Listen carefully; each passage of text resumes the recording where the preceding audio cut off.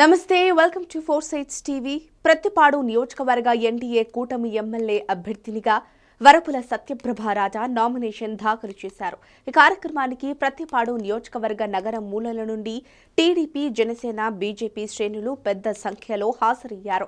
ప్రతిపాడు మండలం పెద్ద సంకర్లపూడి నుండి ఎన్డీఏ శ్రేణులతో కలిసి ర్యాలీగా బయలుదేరిన సత్యప్రభ రాజాకి దారి పొడవునా ప్రజలు బ్రహ్మరథం పట్టారు. వేల సంఖ్యలో అభిమానులు తరలివచ్చి ఆమెకు మద్దతు పలికారు.